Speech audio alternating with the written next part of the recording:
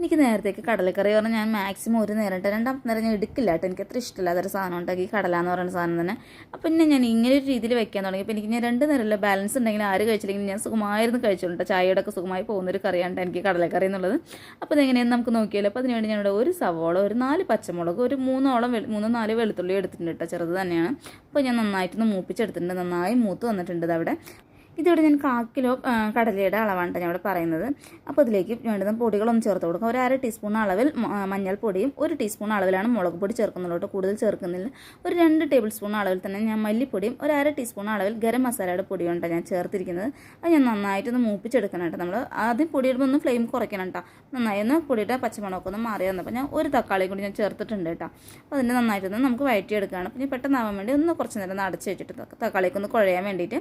അപ്പോൾ നന്നായി തക്കാളിയൊക്കെ കുഴഞ്ഞു വന്നു കേട്ടോ. ഇത്രയും വേണ്ടുള്ളൂ. ഞാൻ അപ്പോഴേക്ക് കുക്കറിൽ കടല വേവിച്ച് വെച്ചിട്ടുണ്ടായിരുന്നു കേട്ടോ. അതും കൂടി ഞാൻ ഈ സമയത്ത് ചേർത്ത് കൊടുക്കുന്നുണ്ട് കേട്ടോ. ഞാൻ കടല വേവിക്കുന്ന സമയത്ത് ഉപ്പൊന്നും ചേർത്തിട്ടില്ല. അതുകൊണ്ട് ഈ സമയത്ത് ഞാൻ ഉപ്പ് ചേർത്ത് കൊടുക്കണം കേട്ടോ. ആവശ്യത്തിന് എത്രയാണ് പറഞ്ഞാൽ നിങ്ങൾക്ക് ചേർക്കാവുന്നേ ഉള്ളൂ. പിന്നെ ഞാൻ കുറച്ച് കടല എടുത്ത് ഒന്ന് മിക്സിയിൽ ഒന്ന് ഓടിച്ചെടുത്ത് വന്നിട്ടുണ്ട്, ഒന്ന് അരച്ചെടുത്ത് വന്നിട്ടുണ്ട്. അതും കൂടി നമുക്ക് ഈ സമയത്ത് ചേർത്ത് കൊടുക്കാം കേട്ടോ. അപ്പോൾ നമ്മുടെ കറിക്ക് ഒരു തിക്നെസ് കിട്ടും കേട്ടോ. അപ്പോൾ അതും കൂടി ഞാൻ ചേർത്ത് എടുത്തിട്ടുണ്ട്. പിന്നെ നന്നായിട്ടൊന്ന് തിളച്ചിട്ട് മാത്രമേ ഉണ്ടുള്ളൂ. വളരെ വളരെ ടേസ്റ്റി ആയിട്ടുള്ളൊരു കടലക്കറിയാണ് കേട്ടത്. അപ്പോൾ ഇത്രയേ ഉള്ളൂ ഇന്നത്തെ വീഡിയോ. നിങ്ങൾക്ക് ഇഷ്ടപ്പെട്ടിട്ടുണ്ടെങ്കിൽ ഒന്ന് ലൈക്ക് ചെയ്യുക, ഷെയർ ചെയ്യുക, ഒന്ന് സബ്സ്ക്രൈബ് കൊണ്ടൊന്ന് ചെയ്ത് സപ്പോർട്ട് ചെയ്യട്ടെ. എങ്കിൽ അപ്പോൾ അടുത്ത നല്ലൊരു വീഡിയോയിലൂടെ വീണ്ടും കാണാം.